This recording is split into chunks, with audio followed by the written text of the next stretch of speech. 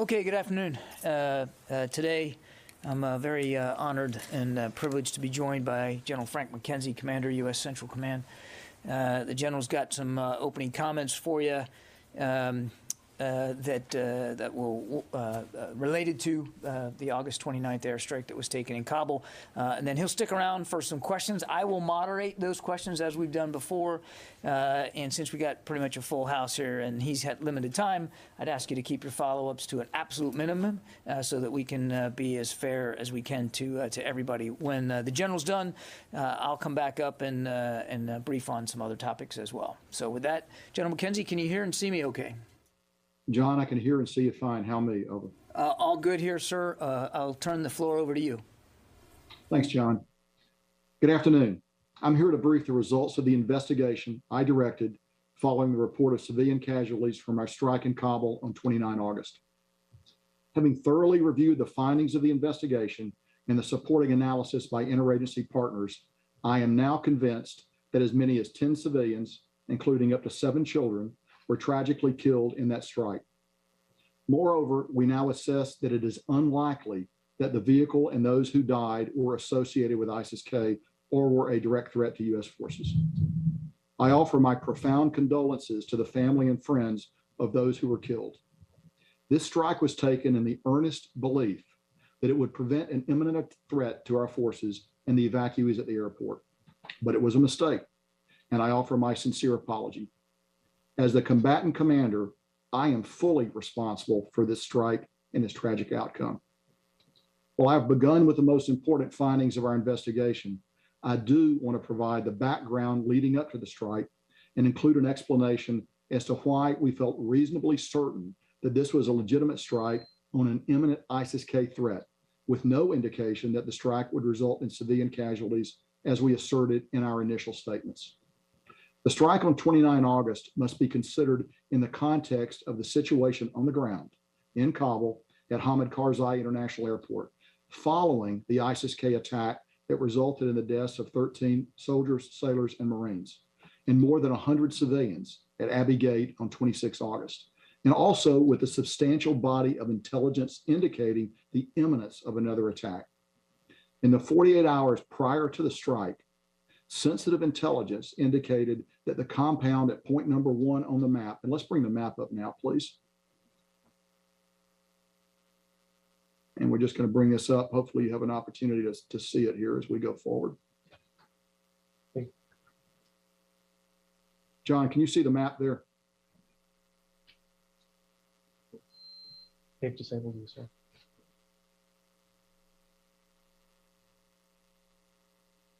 Hey, John, can you hear me now? And the press have hard copies. Okay, Roger. Then I'm going to continue based on that. Then, John, in the 48 hours prior to the strike, sensitive intelligence indicated that the compound at point number 1 on the map was being used by ISIS-K planners, used to facilitate future attacks. We were also receiving a significant number of reports indicating multiple avenues of attack, which were being planned simultaneously, through which ISIS-K would attempt to harm our forces, including with rockets, suicide explosive vests, and vehicle-borne improvised explosive devices. In fact, in the 36 hours preceding the strike, our leaders on the ground, at the airport, and in the strike cell received more than 60 different pieces of intelligence related to imminent threats, with some intelligence corroborating and some conflicting, with events observed from our UAVs, which were flying above Kabul throughout the day. One of the most recurring aspects of the intelligence was that ISIS-K would utilize a white Toyota Corolla as a key element in the next attack. Because the compound at point number 1 was our strongest lead for this series of imminent attacks, we initiated an intense surveillance of the compound with as many as 6 MQ-9 Reapers on the morning of 29 August. At 8:52 a.m. local time on 29 August, a white Toyota Corolla arrived at point number 1, the compound we believed to be a key area of interest associated with imminent threats to the airport. 2 adult males exited the vehicle, met with an adult male in the compound, and received a bag from him.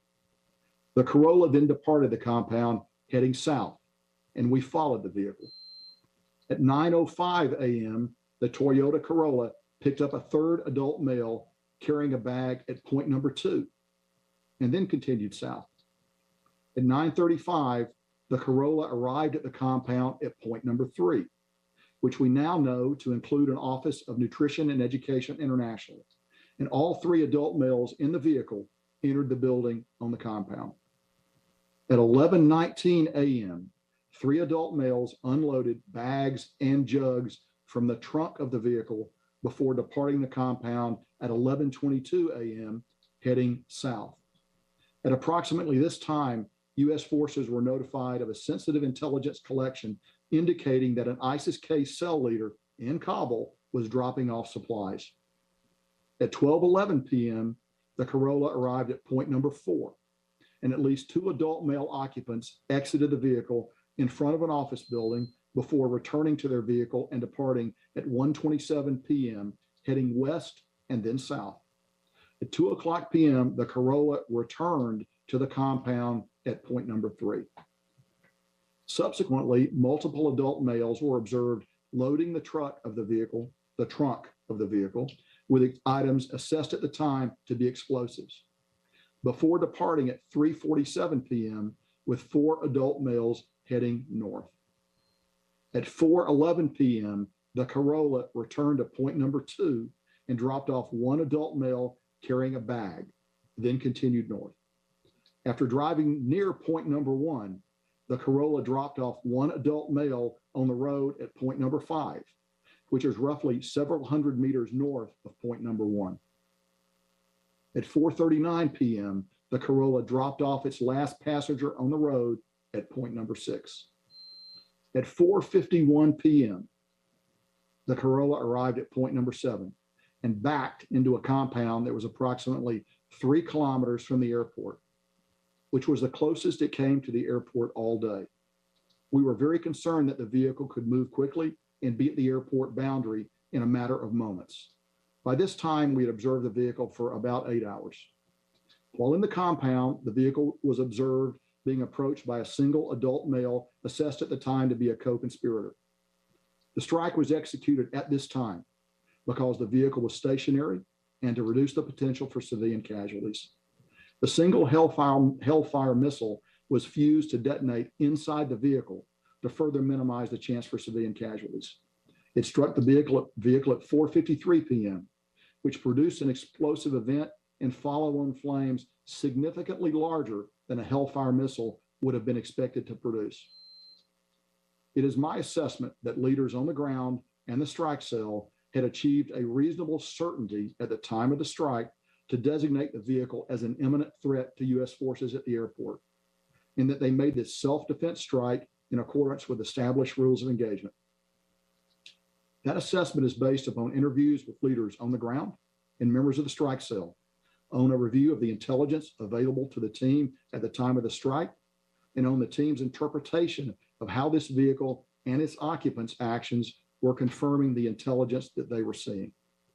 It is further my assessment that the strike team were convinced at the time of the strike that the area was clear of civilians and that they had taken prudent steps in regards to weaponeering the strike to minimize the potential for civilian casualties. Finally, it is my assessment that they did believe, as reported, that there was a secondary explosion. Our investigation now concludes that the strike was a tragic mistake.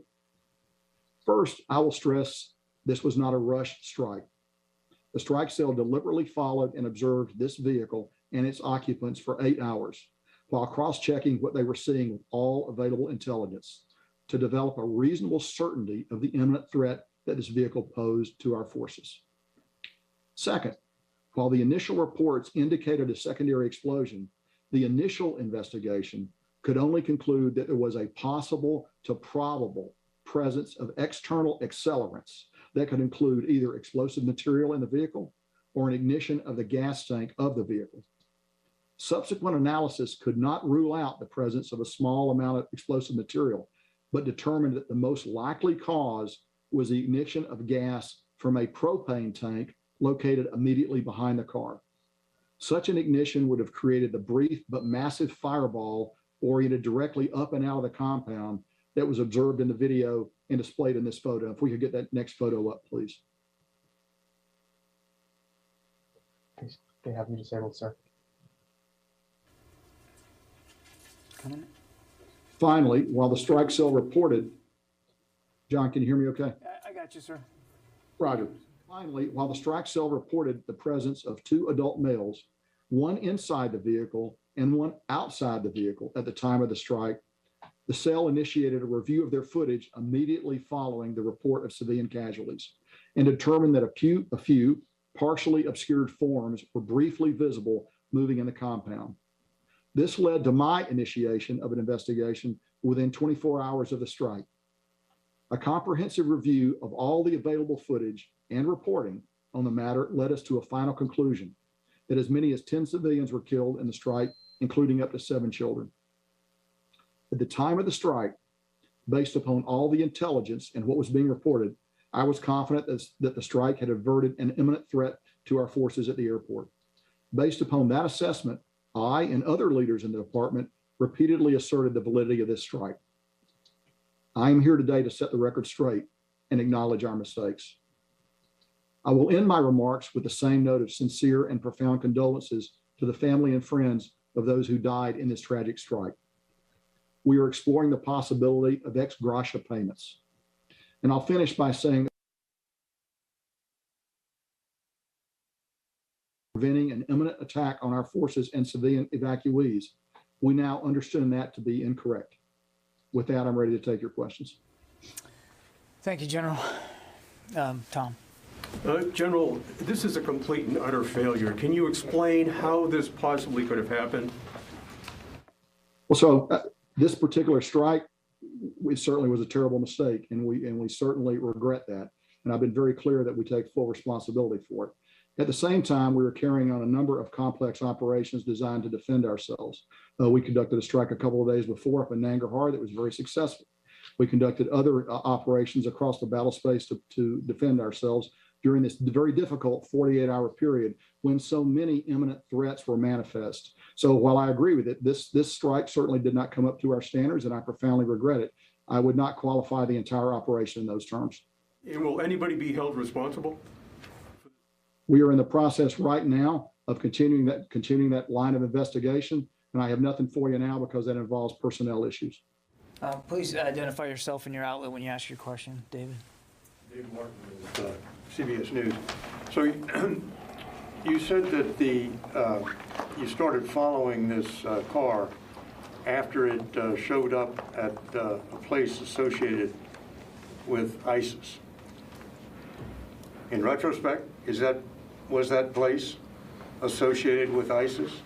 And this was described as an over-the-horizon strike, which is what the U.S. is going to be relying on from now on in Afghanistan. So what does this incident say about the reliability of future strikes against terrorist threats in Afghanistan?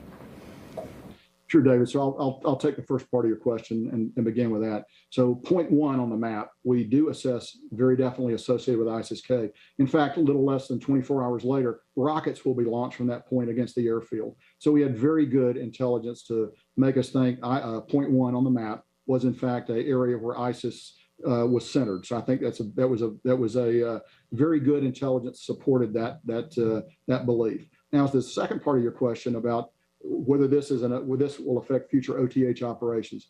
Let me be clear. This was a self-defense strike taken under self-defense rules of engagement based on an imminent threat to attack us.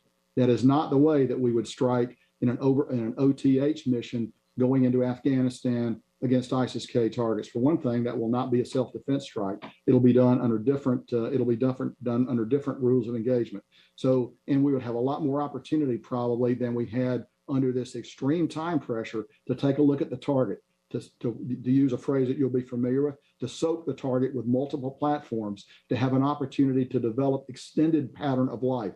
None of these things were available to us given the urgent and pressing nature of the imminent threat to our forces. Phil. Are you considering reparations for the victims here? And what happened with the strike say to you about the over-horizon capability that we've been hearing so much about? What are the risks involved with carrying out strikes when you don't have people on the ground in Afghanistan going forward?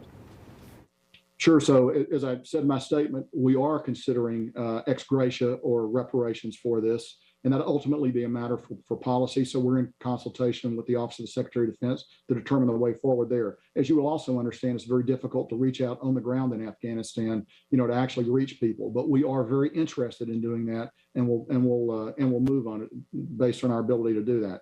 So your question about this and OTH, I'll sort of echo what I said to David. I would reject a parallel between this operation and an over-the-horizon strike against an ISIS-K target. Again, because we will have an opportunity to further develop the target in time, to look at pattern of life. That time was not available to us because this was imminent threat to our forces. It's important that I emphasize that. We did not have the luxury of time to develop pattern of life and to do a number of other things. We struck under the theory of reasonable certainty. Probably our strikes in Afghanistan going forward will be under a higher standard. That's a policy matter, not a purely military matter. But I don't think you should draw any conclusions about our ability to strike in Afghanistan against ISIS-K targets in the future based on this particular strike. Sylvie? Hello, General. Sylvie Lantom from AFP. You said that you had intelligence about a threat emanating from a white Toyota. So was it this intelligence was not good, or there was another white Toyota which was dangerous and nothing happened from another white Toyota? So I would tell you this. Clearly, our intelligence was wrong on this particular white Toyota Corolla.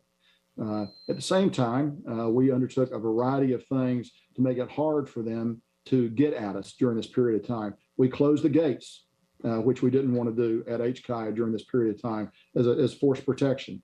We were very active with our ISR overhead, which we know is very, often has a suppressive effect on their activities. We still took rockets the next day, as you know, and they fired those rockets from near Point One and from other places actually near the route of this vehicle. But I would tell you unequivocally in this case, clearly the intelligence was wrong on this vehicle. And we certainly regret that, as I've been very clear. Let me go to the phones. Jennifer Steinhauer, New York Times.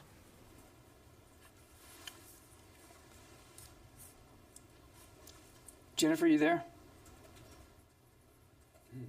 My question's on a different matter, John, for after this. All right. Okay. Louis Martinez, ABC.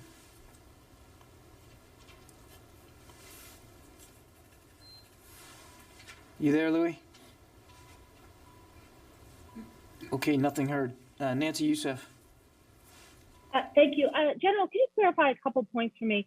If I'm understanding you correctly, you followed the wrong Toyota Corolla from the beginning in. That is, you weren't following one vehicle and mistaken it for another one. And also in your initial statement, you said that there was no initial reports of civilian casualties. It appears that there was at least some concern about civilian casualties very early on.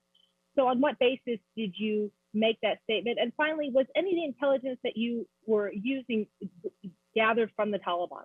Thank you. So let me begin with the last question. Nothing we did was gathered from the Taliban, and I should be very clear about that. We selected this car based on its movement at a targeted area of interest to us, a known targeted area of interest to us, and we held it throughout the day. Clearly, based on the end result, that was a mistake, and I have acknowledged that. Megan Myers from Military Times. During this time, were you tracking any other suspicious activity in Kabul that might have also been part of this threat? And do you have any intelligence from after this drone strike that suggests what happened to the imminent threat afterward? Sure. So as I noted in my comments, we had over 60 very, very high caliber reports of imminent threat to our forces in and around Kabul. Typically, those are signals based, but there are also some human and other human intelligence as well. So we had a variety of sources for that intelligence. We believe that the strike we took a couple of days prior up in Nangarhar actually had an effect on quietening down because we got a key attack planner in that strike. We believe that disrupted some of their plans. Additionally, we did things to make it harder for them to get to us. For example, we closed the gates. The gates, as we know, are a particular point where we're vulnerable. So we decided not to process people, and we hunkered down for a little bit of time while this threat was still there. So there were over 60 clear threat vectors that we were dealing with during this period of time, including, as I've noted before, the rocket attacks that occurred, a little bit after this from locations that are displayed on the graphic that you have. Thank you. A really quick follow-up. Not in terms of the number of threats, but the number of other cars or groups of people that you were following that day. Were you tracking anybody else this closely? We tracked a lot of other people. We didn't track anybody as closely as we did this because of the limitations on our resources. And frankly, we thought this was a good lead. We were wrong. Thanks. Alex. Thanks, John. General McKenzie, this is Alex Marquardt from CNN.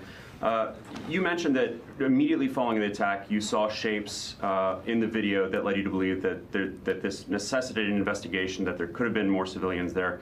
On September 1st, we heard from General Milley, who called this a righteous strike. And this was several days later. Did you, at the time, several days later, also believe that this was a righteous strike? And could you talk about your erosion of confidence over the next subsequent 2 weeks of the investigation? Sure. So I think we issued a statement from U.S. Central Command about 6 hours after the strike, acknowledging the possibility of civilian casualties. So we knew from the very beginning there was a possibility of civilian casualties. I think we still thought we had good reason to have taken that strike, and it took us gathering the facts to change that. We didn't think, as you will understand and appreciate, we didn't take the strike because we thought we were wrong. We took the strike because we thought we had a good target. It takes a little while to uncover some of those things. We moved and worked as rapidly as we could. And actually, I think we worked extremely rapidly to get this information out and to make it public. Fine.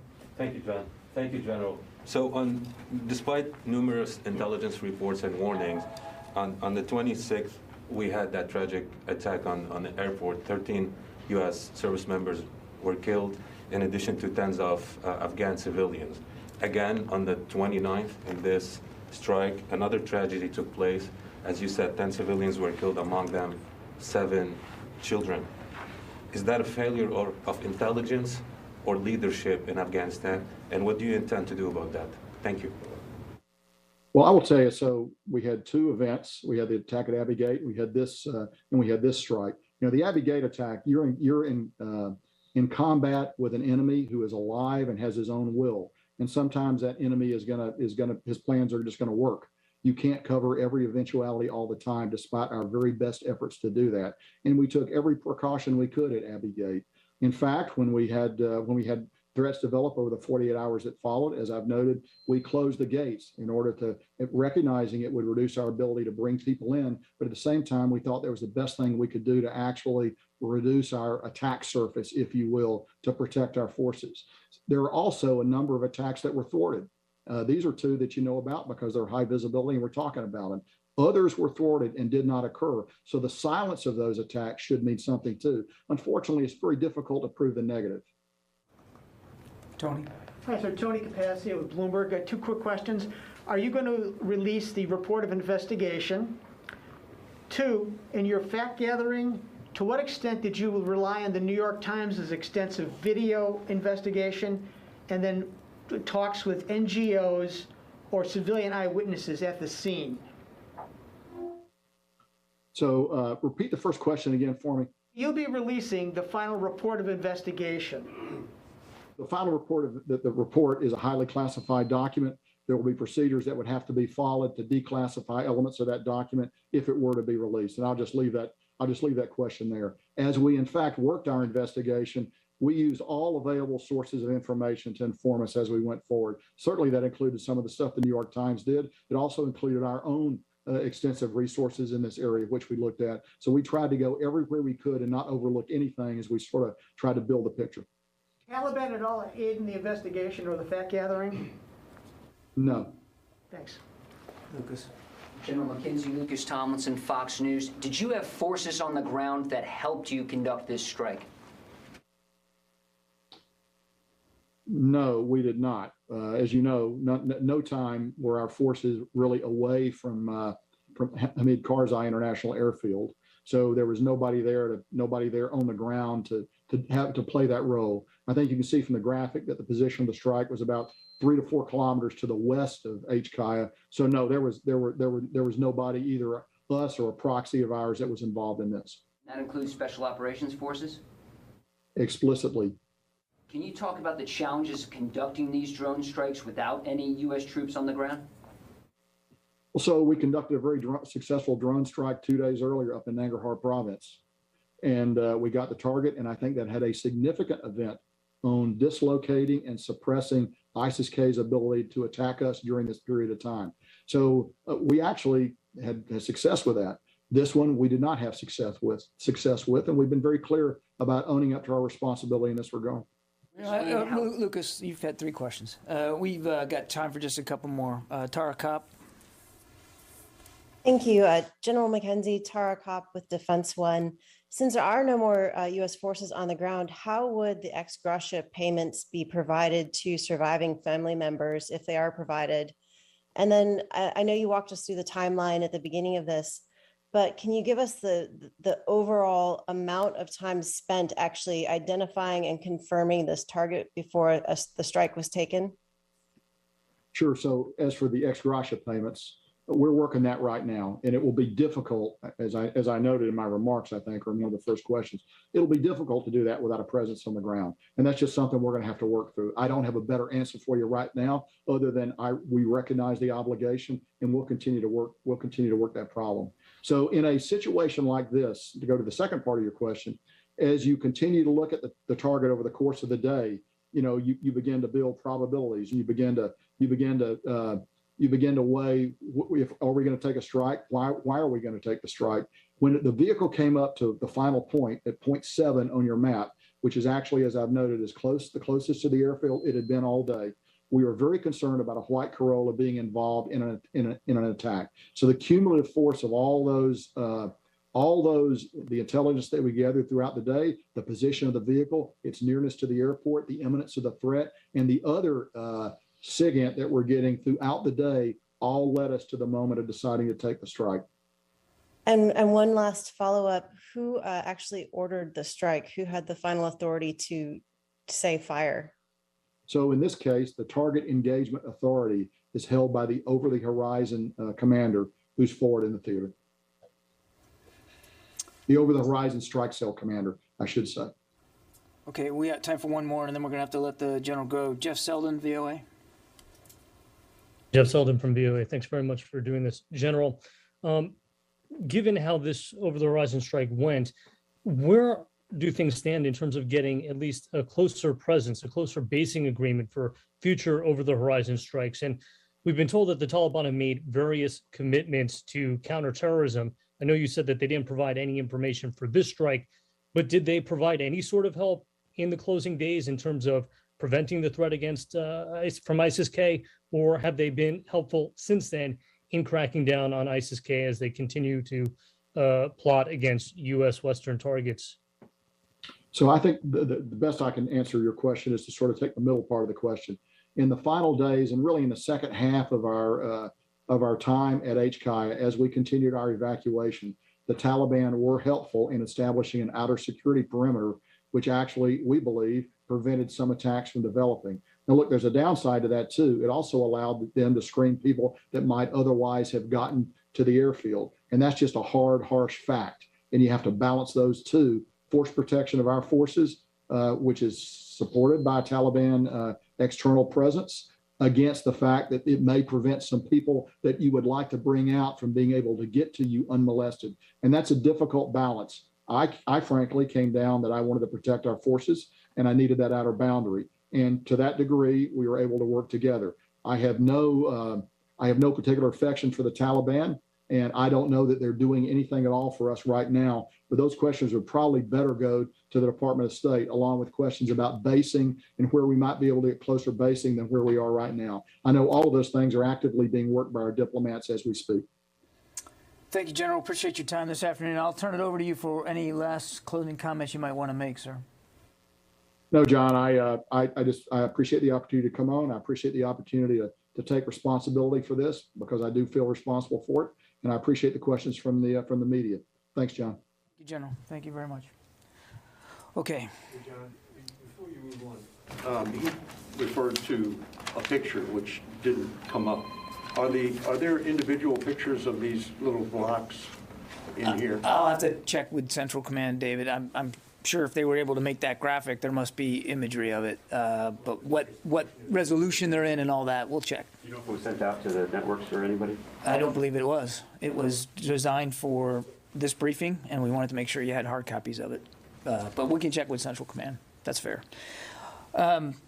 So the Secretary was briefed by General McKenzie this morning at 8 o'clock on the results of his investigation.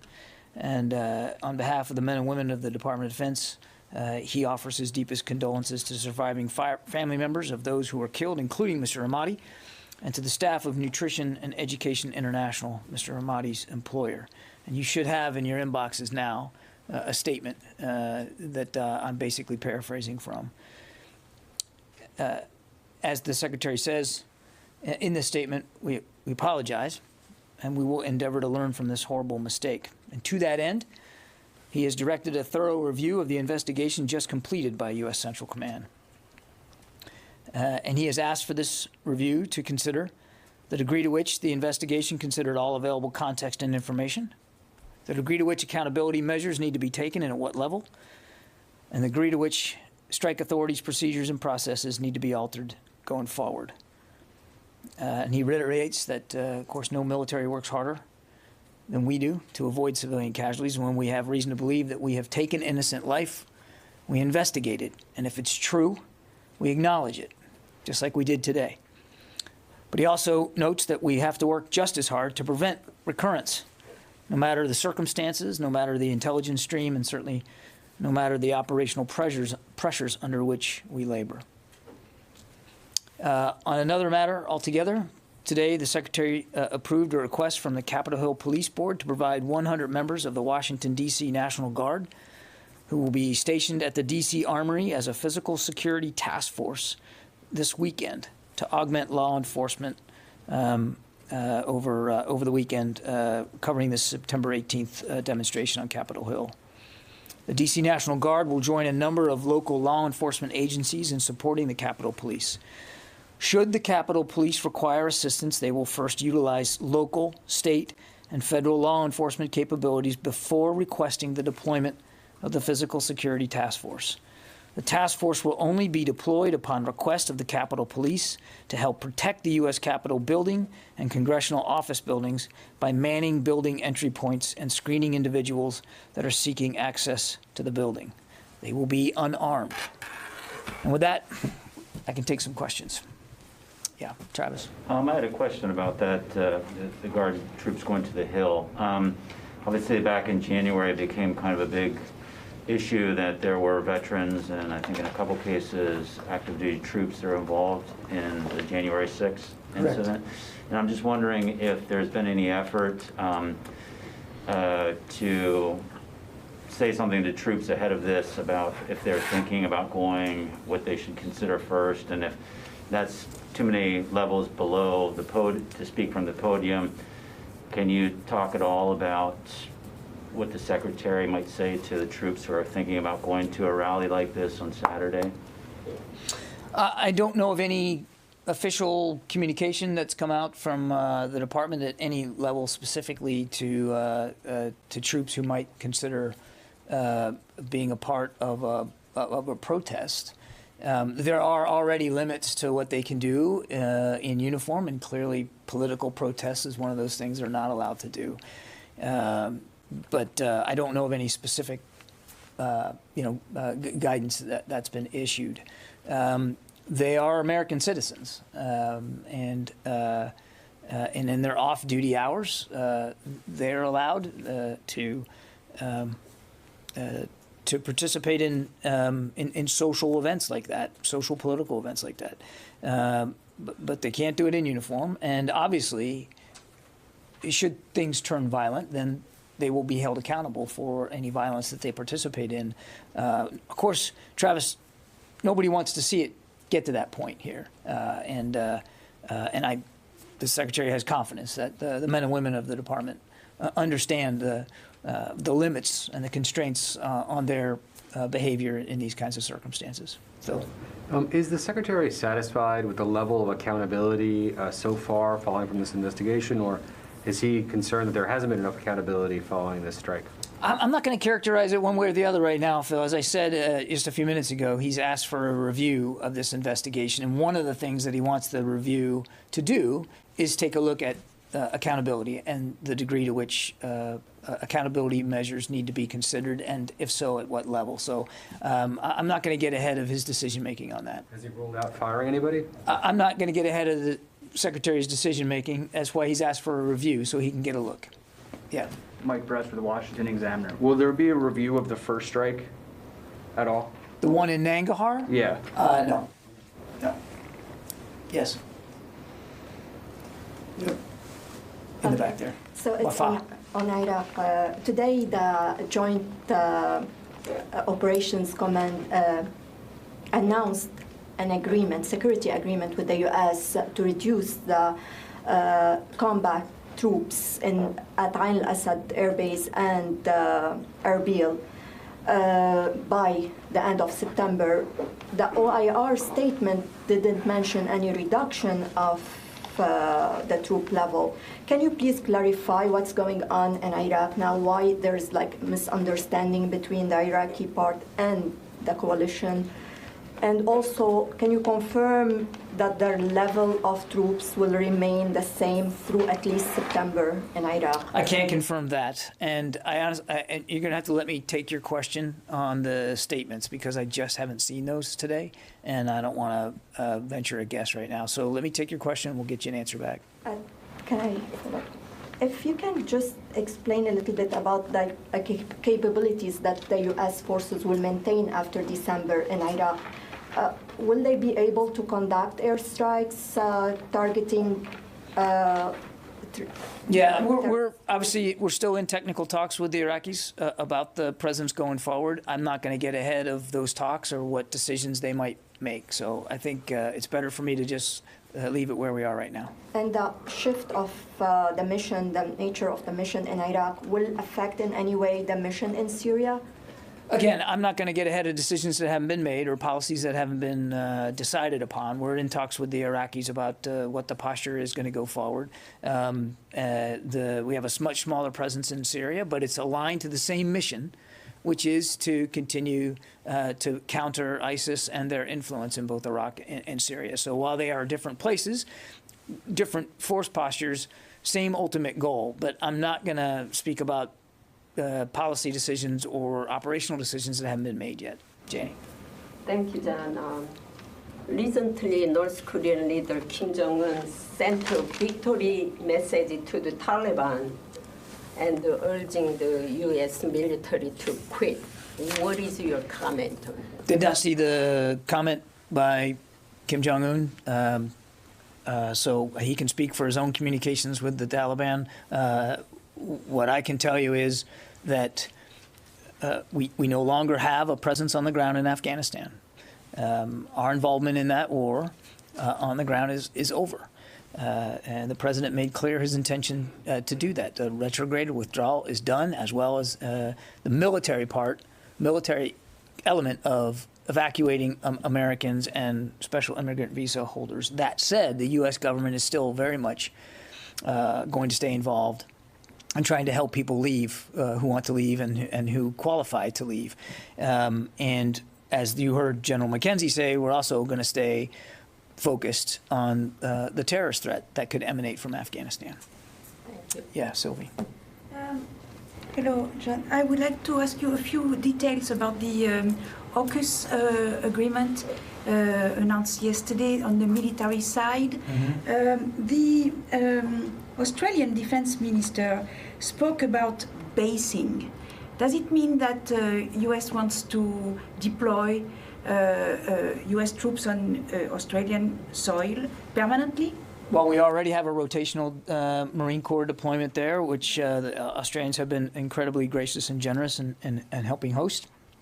And I don't want to speak for, again, decisions that haven't been made, but one of the things that was discussed was the opportunity to expand that presence in Australia and that access to Australia, but no decisions came out of yesterday's Osman 2+2. But that is something that I think you can expect we're going to continue to talk to the Australians about going forward. And in terms of missiles, did you get any? Well, again, I think you heard both the Secretary and the Minister Dutton talk about this yesterday. That there was a range of capabilities that we're going to continue to explore with our Australian allies.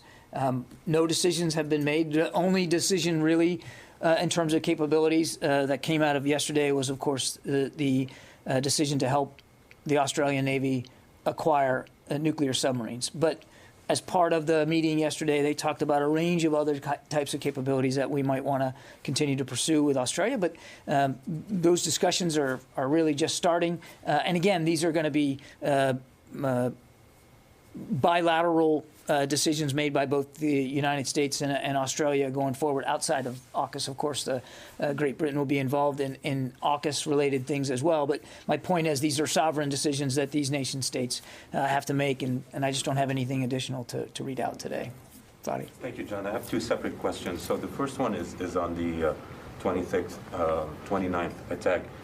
As General McKenzie said, the statement from CENTCOM on that day, at the end, it mentioned the possibility of civilian casualties.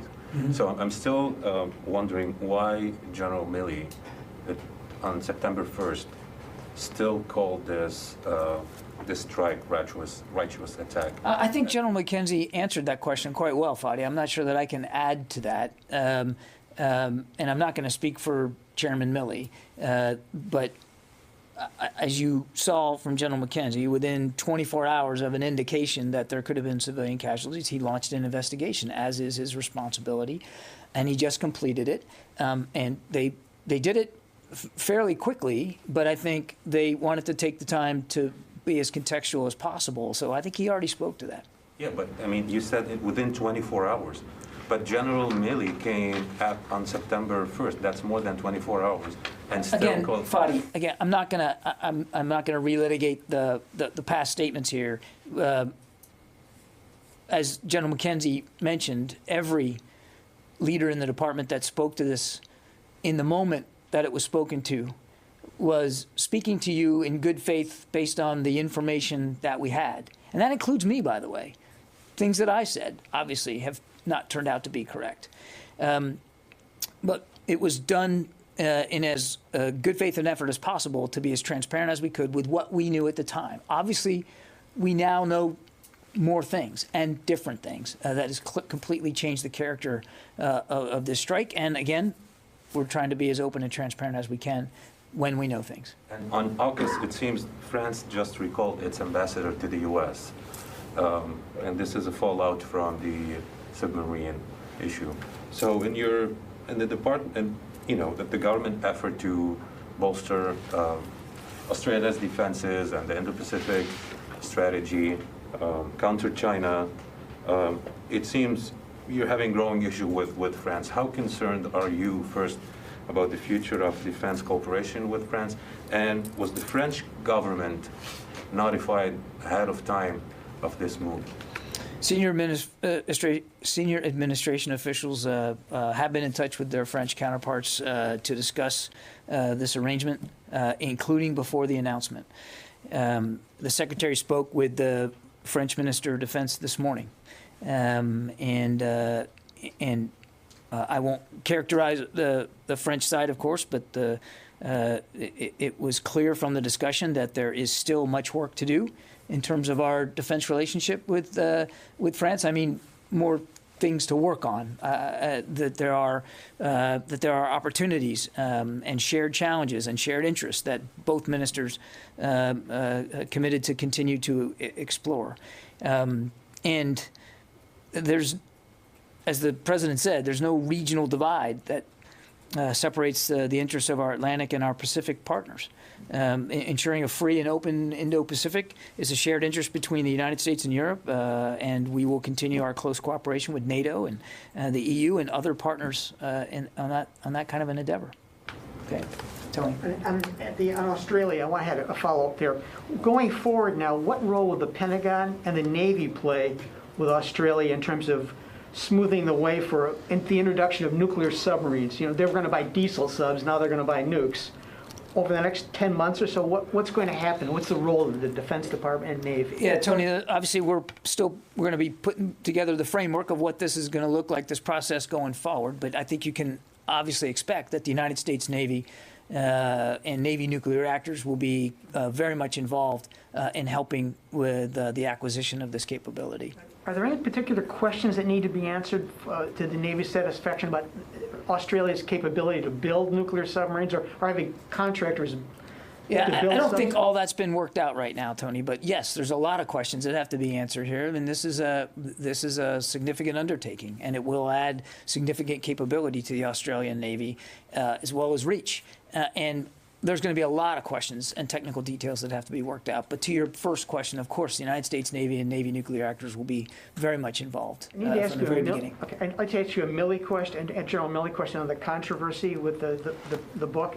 Is the Department of the Defense mulling, reviewing, and releasing in redacted form the transcripts or classified notes of the Milley-China conversations that were leaked to Woodward for his book? Any thought about just releasing them like the White House did last year with the Trump President of Ukraine transcript? I know of no such plans to do that, and I'd refer you to the Joint Staff to speak to whatever notes they might have on a counterpart call that the chairman conducted. Okay. I think I got to get to the phones here. Jennifer, are you still there?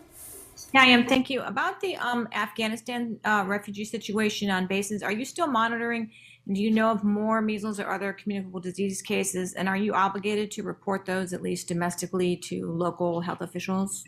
Well, we're working with HHS very closely. So, of course, if we find any additional cases, we certainly are keeping HHS informed. And we're obviously making sure that, to the degree there are any cases on domestic bases, that our base commanders and people that work in and families that live there are kept abreast. I don't have any additional updates in terms of additional cases to report out to today, but again, we still remain in a pause for flights coming from any of the lily pad locations overseas to the United States as we continue to work this out with HHS. Megan?